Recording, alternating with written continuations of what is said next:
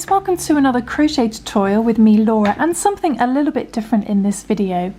We're going to be more of an instructional video and also a little bit of a crochet history lesson, but we're going to be looking at the humble slip stitch, and we don't normally think much about the humble slip stitch, even though we pretty much use it in every crochet project that we make, even if it's just the end, the very last stitch of your project. But actually the slip stitch can be used for a variety of different patterns in fabric. So for example, we've got a rib stitch here, and we've got almost like a knitted pearl stitch here, another sort of like pearl rib stitch here, and even something completely different, these little star flower shapes. And this is all done through slip stitching. Now slip stitching, or what is also known as shepherd's knitting, even though it's not, it's actually crochet, is believed to have originated in many different places. There's an ongoing debate about exactly where the foundations of crochet actually began, but if we're talking UK terms, Scottish peasants used to do this slip stitching technique, and they used to use a hook like this, often handmade either from metal or from wood. I actually made this one here out of some scrap wood that I had. It was actually out of a wooden spatula, because they're actually quite difficult to find online to buy. But this is actually called a shepherd's hook. So shepherd's hook. And the reason it's shaped like this, sometimes they're a little bit more squared off and sometimes they're sloped like this, is because when working the slip stitches, having this wider body helps to keep the loop open, and it helps to keep a smoother flow of slip stitching. If I show you here, let's do a little slip knot. Now this is not the best hook because it's quite rough and ready, hence because I've made it. But if I do a few chains, because I'm certainly no woods craftsman by any means, do a few chains. The idea is I put my hook into the stitch. The idea being is the wider neck helps to keep the loop open. So when you do a slip stitch, you're bringing it straight through the stitch, straight through the loop on your hook. And having that wider stitch enables you to bring it through the loop a lot easier than if you were using a normal crochet hook. So keep it nice and wide, come straight through.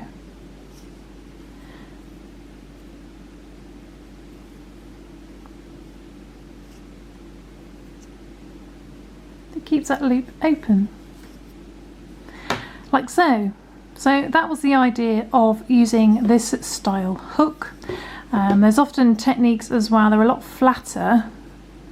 As you may notice, it's a lot flatter than a normal crochet hook, and I think there's a technique where you put your hook in at an angle like this and then bring it down, but I'm no expert in this technique, so it's all very crude. But I'm going to swap this hook for a more modern hook, because hooks these days make life a little bit easier. So I've got a nice big chunky 10mm hook here, and I'm going to use that instead. But the fatness of the hook will help keep my loop quite big. So we're going to have a look at this first technique here, this ribbing here, and see how we create this. Now this is obviously worked in rows, and I'll show you what it also looks like when worked in the round. So I'm going to take some yarn, I'm just going to do some simple chains.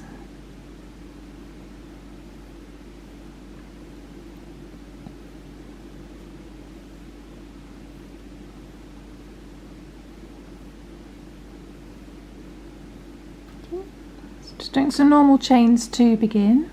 And the most important thing, if you're not using a shepherd's hook, is to make sure that you do keep your work nice and loose. So it is a good idea to use a nice chunky hook if you want to use a more standard modern hook. So I'm going to put my hook into the chain and keeping a nice big loop, just going to bring the yarn through the chain and straight through the loop on the hook and keep my work nice and loose. And do that all the way across to begin with. You may work into your chains differently to I do, that's absolutely fine. There's no standard technique at the moment for for working into your chain. So just doing slip stitches all the way across. This will be the same for any pattern that you want to make in this form of crocheting. It's the last chain. Okay. So just on a very simple row of slip stitches. Now to create the rib stitching here, we just work into the back loop on every row, just the back loop all the time. Now I'm going to do a little chain one at the end. You may not want to do a chain one at the end, you may just want to just turn straight away, but I'm going to do a little chain one at the end to make my life easier and turn my work. Now the slip stitch tends to sit on the top, slightly down to the side, the actual stitch. You can see that V. If you turn your work over, you can see that V facing, the little point of it is facing left. Now what we're going to do, we're going to work into the back loop. So you've got that's the front loop there, that's the back loop there. Okay, don't confuse it with this almost looking like a V on the side. Ignore that. You need to find this very clear V stitch and find the back loop there, and we're going to work slip stitches into there, and remember to keep your stitches nice and loose. So I'm going to bring the yarn through the back loop, straight through the loop on my hook. Okay, nice and loose. I'm going to do that all the way across. Let's find the next back loop. So there's the front loop, there's the back loop. Now some people say this is actual Bosnian crochet, just working into the back loop like this, and if you work into the front loop then that's shepherd's knitting. But to me it's all shepherd's knitting, shepherd's crochet, Bosnian crochet. It's all, or just slip stitch crocheting, to be honest. However we look at it, it's just crochet. There we go, and I think I've got a little one extra on the end.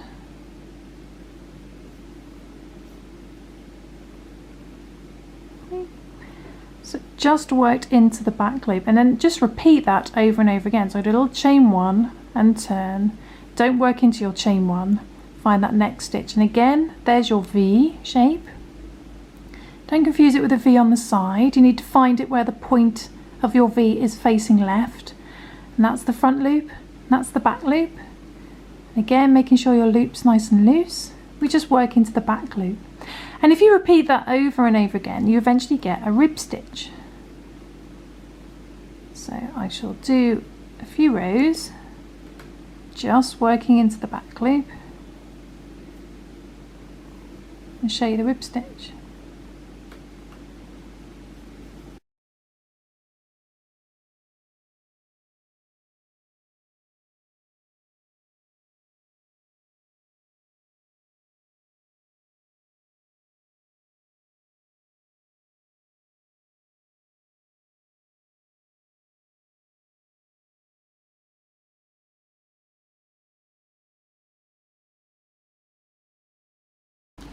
Okay, so I've done a few rows of working into the back loop only, and if I stop there, bring that up, you can see that's created the rib stitching, and it'll be identical both sides as well. So you turn it over, you've got ribbing on the back as well. So that's a really nice way of creating a knit stitch in crocheting, just by working into the back loop and slip stitching, as you can see here. So to work, if you work in the front loop only, you'll end up with this pattern here. So to work into the front loop, it's exactly the same. We do a chain one and turn, we find that V with the point facing left. Instead of working under the back loop, we're going to work under the front loop instead. So if we do a few rows of just working under the front loop, it creates a completely different texture, almost like pearl knitting and knitting. Just working under that front loop. Remember to keep your stitches nice and loose. It does have a tendency with slip stitches to get quite tight, so you must keep it nice and loose. So do a chain 1 and turn, and we do the same thing again. We find that V with the point facing left, find the front loop instead this time, so the front loop, and do a slip stitch under there. We're always slip stitching. Got my stringy yarn.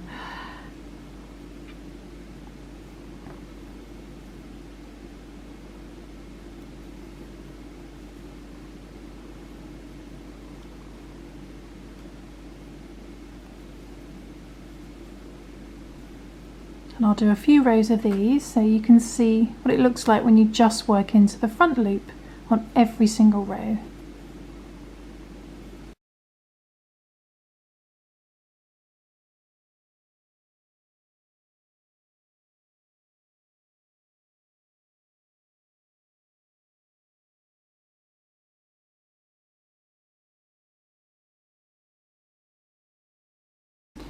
Okay, so I've done just a few rows of just working into the front loop, and you can see the different pattern it has now created. So we've gone from this rib stitching to what almost looks like pearl stitches in knitting. See there? And that's the same both sides. You get sort of like what look like pearl stitches with a single line in between. I'll show you on the grey as well. Here, so you've got like these little pearl stitches running down with a single line down the middle.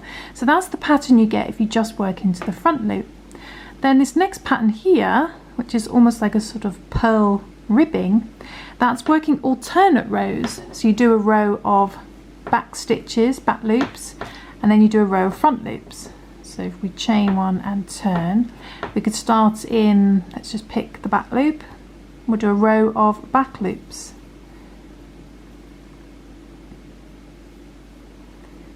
So one row of working into the back loop,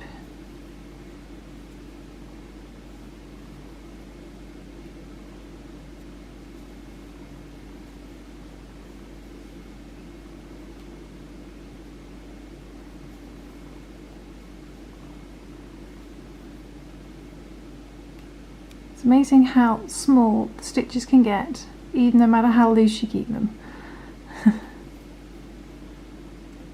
Have to keep it loose. So we work into the back loops on that row, but then when we chain 1 and turn, I'm going to work into the front loop for this row. And then so you alternate between front loop and back loops on each row. So I should do that for a couple of rows and we can have a look.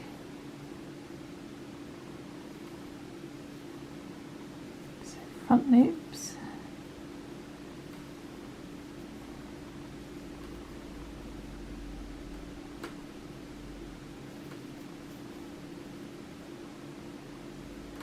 Chain 1 and turn,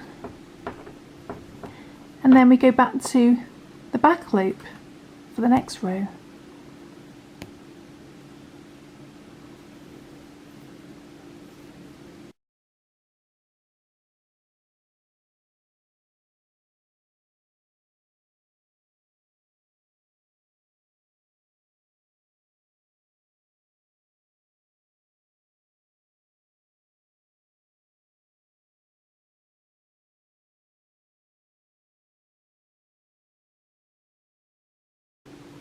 Okay, so if we have a little look at that, we can see this creates almost like a sort of pearl ribbing.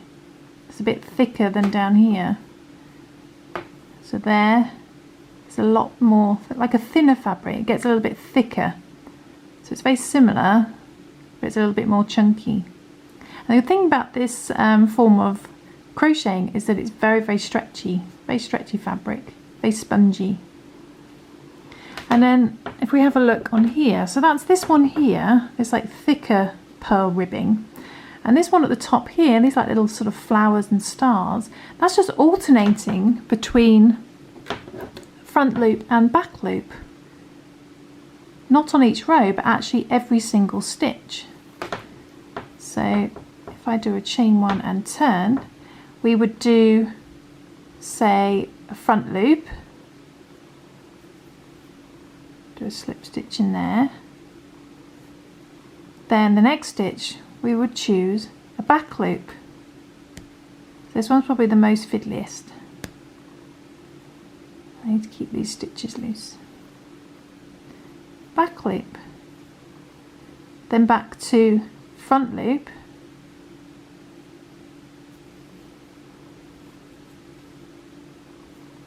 then back loop,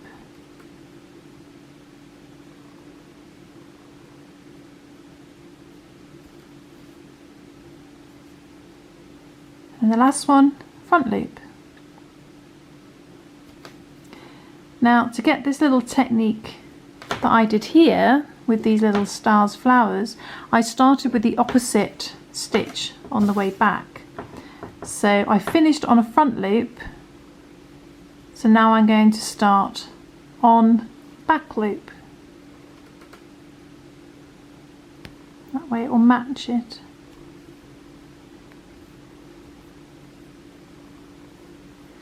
Then go back to a front loop,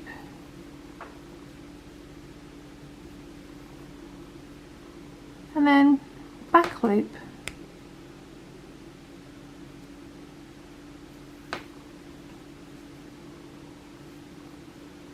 Then a front loop,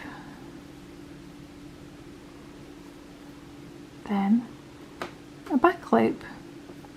So I'm finishing on a back loop, so when I chain one turn, I'm going to start on a front loop.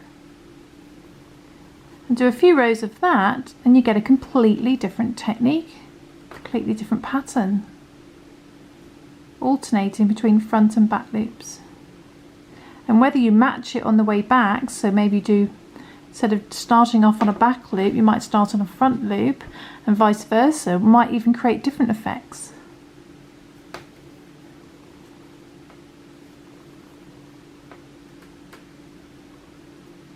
So I'll do a couple of rows of these and then we'll have a look.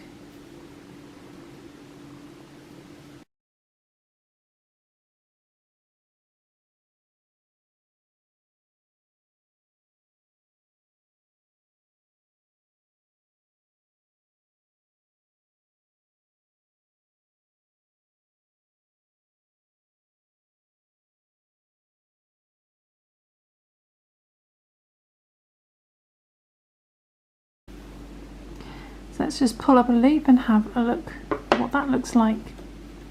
So there we go. Creates a completely different technique, texture. Again, these like little sort of almost like little flowers, pointed stars. Almost like little triangles. So have a look on the other side. Almost like little boats as well. So this is all done through slip stitching, depending on whether you're working in the back loop only, supposedly Bosnian crochet, working into the front loop only, shepherd's knitting, or working in back loop then front loop, swapping, alternating on each row, or alternating every stitch, back loop, front loop, back loop, front loop, creates lots of different textures. So let's have a look at that top one again in the grey there. So, but even then, if you work in the round, it looks completely different again. If we take this rib stitch here, which is working in just the back loop on every row, if we did that in the round, it looks completely different again. It doesn't create ribbing, it actually creates these single little loops. It's the same technique, but because that's worked in rows, you get ribbing. Working continuously, you get this pattern. And same again here, where we worked just in the front loop only to create this sort of pearl stitch.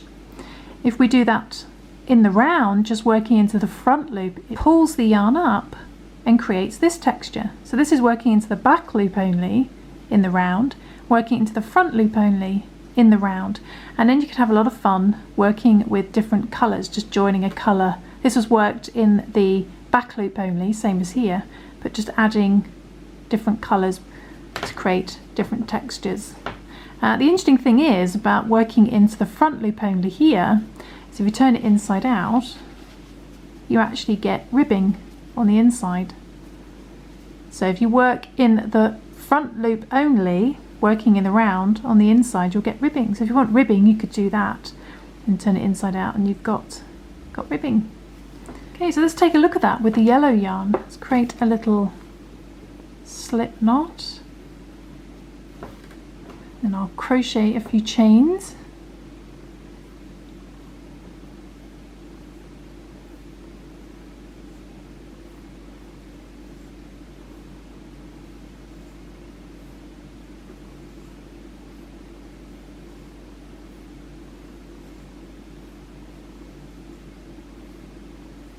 So you do 10.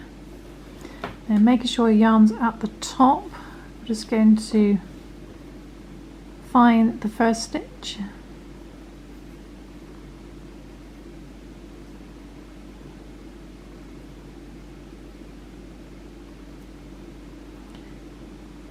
Hook into there, create a loop.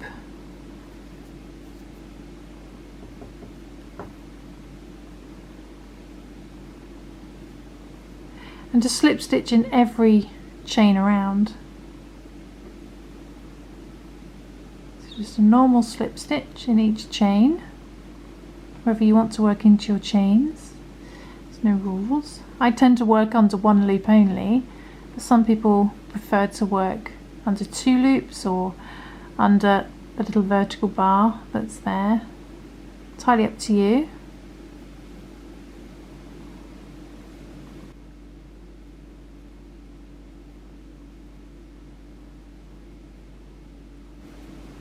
Okay, so back at the beginning, find your first slip stitches. Now they're sort of sat down at the front, your little slip stitches, and you'll notice that the point is facing right when working in the round, because if that was, you're working in rows, when you turned your work you would find the points facing the left. Okay, so if you imagine you got to the end of your row, turned your work, then your slip stitch, the point will be facing left. But because we're working in the round, we're continuing on, we're basically coming back to the beginning, so we find the point of our slip stitch is facing right. Okay, so your slip stitch point faces right when working in the round, but it faces left when working in rows. But the same thing applies.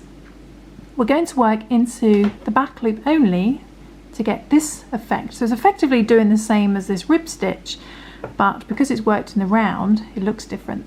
So there's our front loop, there's our back loop. We're just going to work into the back loop only, doing slip stitches, and do that all the way around. Just keep going and going and going, just in a spiral. Losing my voice. Just working in a spiral.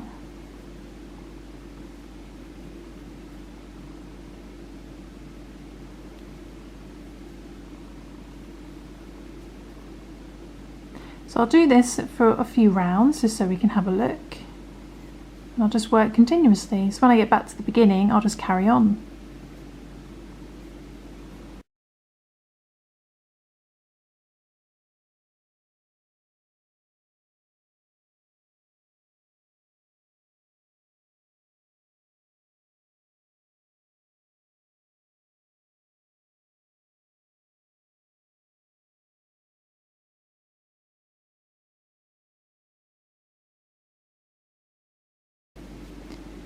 Okay, so just done a few rounds of just working into the back loop continuously, just carrying on in a spiral.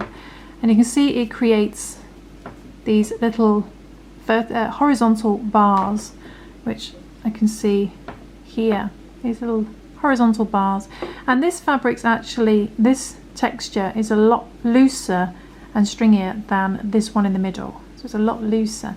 But that is effectively the same as this here. But because it's worked in the round, it creates a completely different texture. So if you wanted to create this texture here, we just work into the front loop only in the round. So there's our V. So instead of working into the back loop, we find that front loop here, and we work onto the front loop instead. I've missed a little loop, and I'm just going to keep going. And just do that under each front loop, all the way around. So I'll do a few rounds of that and you can have a look, see what it looks like.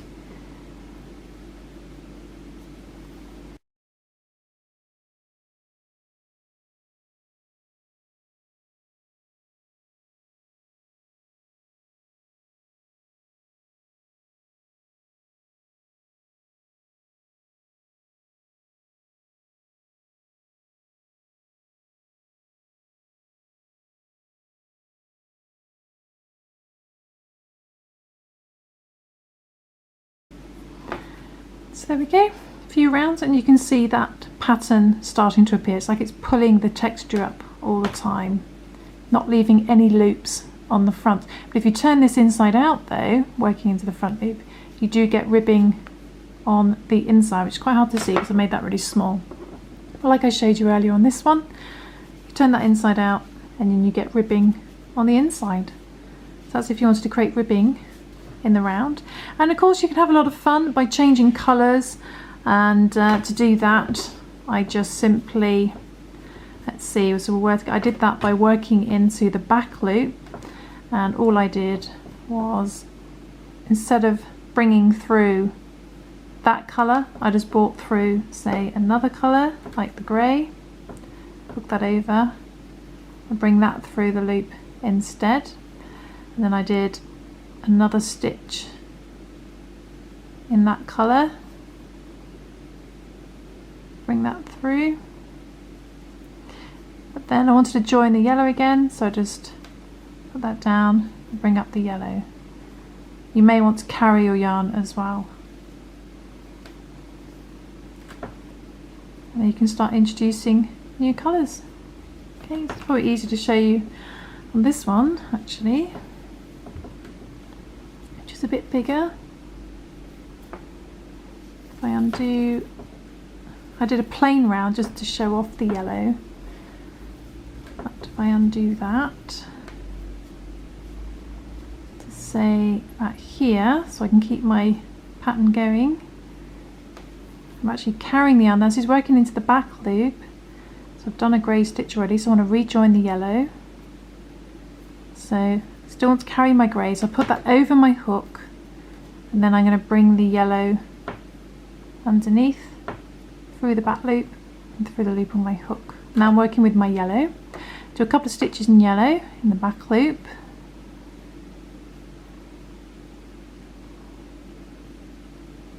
and I'm going to bring the yellow through. I haven't gone through that stitch properly, have I? There we go. Keep carrying that grey to the yellow. Then when I want to join the grey again, I join it in this last coloured stitch. So if I want to work grey next, after this yellow one, I need to join it in this last yellow stitch. So I put my hook into the back loop, and I'm going to put the yellow, carry the yellow, and I'm going to pick up the grey. Make sure that the yarn you're carrying is over the top of your hook. Bring that through, straight through, because it's that loop that creates the stitch, and then because we've carried the grey through, that'll be our next colour. So then we go into the next stitch. Doesn't help, I've got very stringy yarn. Carry the yellow by putting it over your hook. Do a stitch in the grey. Then this is my last grey stitch. This is when I want to join the yellow in my last grey stitch. So I put the hook into there. I'm going to drop the yellow, carry my grey, put that over my hook, pick up the yellow, bring that through. There we go. That's how you add colour. You can have a really good play with colour changes as well if you have the patience.